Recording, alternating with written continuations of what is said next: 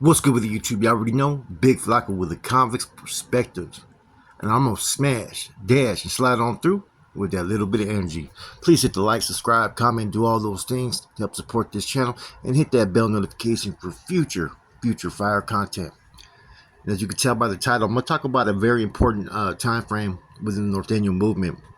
And this is during the time when it was Nuestra Raza, 1993. Is what you call the 1993 Nuestra Raza Improvisions. This was when there was a drastic change to improve the movement and to improve the quality of soldados it was recruiting. And this kind of led to it basically being counterattacked by CDCR or CDC at the time because of how strong a nucleus it was building within its people. Now, a lot of this all stemmed from a few years previously before.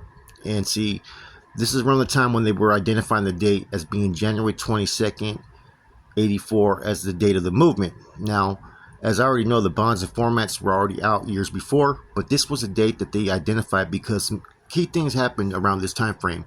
One, January 22nd, 1989, an individual named Brad Prigley, aka Palo de Sacla, was killed by the gun tower as he engaged with the enemy. And I think this was what they considered the first NR member or structure member that was killed in time of battle by the gunner. On this date, there's a lot of things that happen. A lot of times we would basically fast on this day. We'd have events, we'd do Gladiator sessions and whatnot, in memory of not only his life loss but others. Now, shortly after, another two brothers lost their lives. This occurred now in Corcoran. His name was Andrew Romero, aka Toro, from, I believe, Chole. Now, he was shot in Corcoran Shoe during the Gladiator days as he engaged with some Mexican Mafia members in battle. Now, even though Paulo gets recognized as the first NR member killed in battle, there was also two Ns that were killed in 1988 in New Folsom, one in the hole and one on the main line. So these killings actually started to take place from 1988. And during the years of Gladiator, from 88 to 94, many NR, Nuestra Raza, rather Norteños, and even some Carnales engaged in battle in numerous locations as they were being put out there in the integrated yard. It was felt that, to basically commend all these soldados that made all these sacrifices, this date was recognized January 22nd, 1984, the birth of the Nuestra Raza movement. And it's also to pay homage to all those who fell victim to, the system, the opposition, the enemy, and engaged in battle. Now, they also, in 1993, they created the Nuestra Raza basically patch, which was an eagle soaring, right? And in one hand, it would have a sombrero, right, in one claw, and then the other one would have, which was, the sombrero was to give its respect to its forefathers, the Nuestra Familia, which created the Nuestra Raza, or structure. The other one was basically, they would have a Bible or a book. It depended on who made the patch. And that would signify basically the klecha, the bonds, and all the klecha and education that were obtained to continue the movement. Now, there would also be a paño, red, black, and white paño, usually over this Bible. And that would signify the black for the death that we faced in the hard times, the red for the blood that shed, and the white would be for the purity and a cause that was deemed honorable and righteous. Okay. Now, sometimes with sombrero, you'd have different things on it. On one part would say Nuestra, the other part would say Raza. Now, there also sometimes would be a dagger in this patch, which would be live by the sword, die by the sword. And then the eagle, because it's one of the most graceful, powerful birds, right, which signifies the strength of the Nuestra Raza together. Now, this was also a time period of when they made modifications in the bonds, and now the streets were also to play a factor into a Nuestra Raza members' affiliation and commitment. And that's where they started to say they were the aid to soldados behind the wall, bond number 13. See, bond 13 wasn't always implemented. This started to take course basically, like I said, in 1993. And this was to just remember those that are making sacrifices behind the wall. And what they used to utilize was those that, like Palo and other individuals who lost their lives to battle, and those who engaged the enemy, went to yards where there was only like 7 or 10 deep and still got off with the opposition. So this was like to tell people, like, look, I was part of this movement and cause. I may have retained my citizenship once paroled, but I'm not to forget those behind the walls. This, therefore, you would never forget by aiding those two soldados. Now, it wasn't to involve them in the street regiment operations, which is a lot of people started to misapply this at times. And like I said before, they started to have structured regiments out in the streets, or NR regiments. And a lot of individuals would have communications with the facility they just left. And sometimes they were doing things out there in the streets to assist those behind the walls. Now, what also started to happen in these improvisions was in 1994 is when the high command structure started to change. And what they did was they established a COC for regimental establishments as well as for headquarters. And at that time, headquarters was being acknowledged as Pelican Bay or the Bodega, right? And you had basically a simple fucking procedure. You had like what you had was the NRC, the Nuestra Raza Council, which basically consisted of two people I know of. I don't know if there was more, but there was Lalo from Parlier, and there was basically Pizza, Caesar from Stockton. Now, Caesar was sold up with Corny for a long time. And see, that's why Corny's always been recognized as the Nuestra Raza forefather. So basically, you already know, Corny had his hands in everything that was going on within the NR, because he was sold up with Caesar at that time. Now, Caesar was also an undercover carnal. And see, what the Nuestra Raza did at that time is they recruited those that were holding these ranks into positions of authority within the NR that were actually undercover carnals. Therefore, they would know the everything that the NR was doing at that time. Any type of changes, modifications, basically they couldn't get nothing past the carnals' fucking eyes, right? And that's when they also had the NRAs, Nuestra Raza administrators. And what those were basically every block had an NRA, and they were in charge of the NR. They were basically the NR authority for that block. But see, NRAs also used to serve as channels for out there to the guys, to the streets, into other prisons. So see, these titles, you were able to take these rank from institute to institute. It was like kind of like being a Cat 3. See, the NR previously had a CAT system up until around this time, but there was no checks and balances to assert those that were in position as far as who had these rankings in CAT systems. See, all these positions that were basically at the top were basically appointed by fucking Corny in them. Corny had his hand in all of it. Now, then you also had the NRTs, the Nuestra Raza teachers, which their job was two things. One, they were in charge of basically all investigations within the NR movement. Two, creating the curriculum that was supposed to be put out there, like say the bonds, the formats and whatnot. They'd have to get it cleared through higher authority to put out there that this is where it's coming from. And see, sometimes you'd have bonds and formats that were coming from certain carnals or certain units, and you would know who they got schooled by based upon a word or two that was different. And see, this is what consisted of the Nuestra Raza headquarters. See, it was a very simple process. And see, the NRTs would also sometimes be in charge of the money, but that was only on main lines, right? That kind of, like I said, now that they're seized out in the lines, that starts to no longer exist. And see, depending on what location, see, even though this was set in stone to be the procedures, it didn't mean everybody was always applying it. You know what I'm saying? There was a lot of people who misinterpreted and started to establish councils on certain yards and stuff, and that was only for fucking headquarters.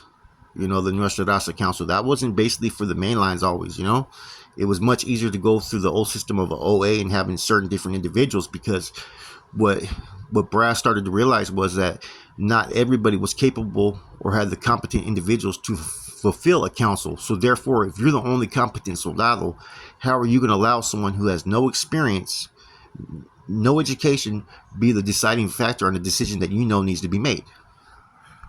Now, recruitment procedures also changed. And see, at that time, if you wanted to go from Nuestra Raza into the NF, it was set that you had to have at least 5 years. Then that changed to 10 years as an NR member. But there was exceptions to this rule depending on which C it was and who was doing the recruitment. And now, see, all this that I've just listed was called the NR Improvisions. It basically was a transition of the NR through 93 to 94. And it pretty much made things that they felt that were advancements for the movement.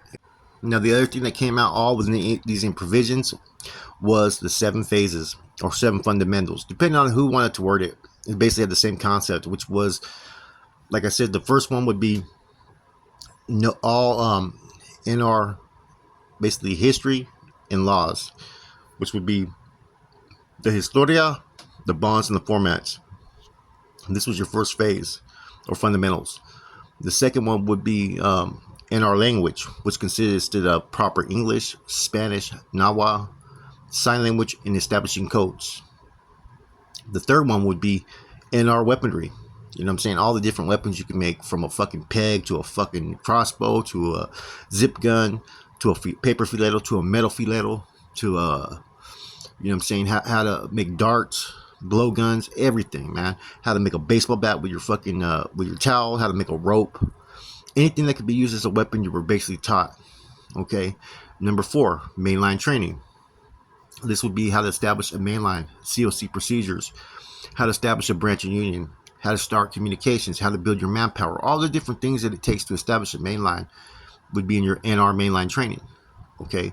5, which would be legal law. Okay. Legal law was really, really important within the Nuestra Raza, the cause, the struggle. You know what I'm saying? Staying apart, understanding new laws in the streets, in prison, the Title 15, how to file a writ, how to file habeas corpus, how to exhaust all remedies, state remedies, how to file federal motions, what, reading certain case law, Madrid versus Gomez, you know what I'm saying? All this stuff that was to keep you abreast of what the system was doing against you, the 3-strike law. All this was something that is perpetual. There's always going to be new changes, so therefore you had to stay abreast at all times. Now, number 6 would be recruitment and analysis. And see, this would be in 2 different phases. One, in establishing a household. What else could be, how to do a character analysis, psychoanalysis, and finding manpower that could be utilized to, propel the movement, who could be of value, and how to delegate that. In recruitment, there was different recruitment procedures over the years. Okay, usually you had to have it cleared through a C, except for special occasions where someone had the authority to go ahead and recruit people, into the NR, wherever lines, because they had a channel to a C. You know what I'm saying? And there was, a few people that had that luxury, who they could just fucking send a report and just get a name stamp based upon that. I was able to do that. You know what I'm saying? Now, at that time, you had to have at least 2 sponsors and a C's blessing, basically, at that time. And basically, they were responsible for, introducing you into the struggle. And that's why a lot of people used to give the format out first before the bonds, because the format was an introduction into the NR struggle, what an NR member was going to be. The bonds were basically your laws. And so, there was different type of ways in which someone was recruited. A lot of times it was, are you willing to make this sacrifice? What does the struggle mean to you? Why do you want to be an NR member? Are you willing to take a life? These are the questions that they used to ask you when you took this oath as an NR member. And then a lot of times the individual, all you'd have to do is say, I give you the blessings, it's stamped, it's cleared, it's authorized. And then you'd have your status sanction. A lot of times you prep them before to see if they're worthy. And see, you don't just sit there and recruit someone just based upon the fact that, their evaluation. Like, I've recruited a lot of people. I've sponsored a lot of people. Cyclone from Santa Rosa, I recruited him. Puppy from Hollister. Rule from Soho. And I always took the time. In fact, me and Mousy, the one that Boxer just did a spill, I asked him to serve as the NT when we recruited Rule. And so what I did is I ended up having, me and Mousy would have a session of a flecha that we had 3 dudes I just had pulled as NR members at that time, and we do their schooling. Therefore, it would be something that was coming out as, what it was to be an NR member. They were getting that extra, how you say it, past experience that they needed to become a seasoned soldado. See, not everybody is always capable or ready for certain educational departments, when you're going through the process. So, that's why you have to do your character analysis. That's why you really have to evaluate people. Are they doing this because they want the attention? Do they really believe in it? Are they striving? What are they going to do in different situations? Because when you recruit someone, their actions afterwards is a reflection upon you. And then number 7, which would be street concepts. And see, this would vary, right? And so This basically was street preparation as well. It was what to do when you're out there on parole. This had nothing to do with functioning on the streets, right? Now there was a time frame that it was requested that everybody, that NR members, give 90 days of service to a street regiment or aid to soldados behind the walls. That always was changing. They always modified that. Now anything that had to do with functioning with a regiment, basically you were supposed to get in line with a C that was supposed to give you your education basically upon that. Like me, I had Carlitos and Wino that gave me all my street functions education. It would be very rare for a Norteño to do so because he would have had to have had some type of experience, because no matter what it says in certain laws or certain fucking educational curriculums that have been created, there's nothing that's going to prepare you for functioning on the streets until you've been out there and you experienced it. And that's the goddamn truth. All this was changed from 93 to 94, and it all stayed up until 1997.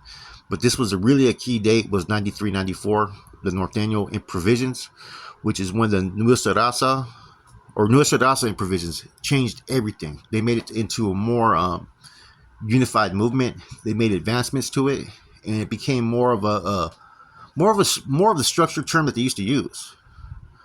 You know, there was more of a procedure now. There was more protocols that were set place. Before, there was a lot of dudes that used to use their experience and status against people, and this was supposed to stop the abuses that could occur out there on the main line and give every NR member the understanding of what their responsibilities were.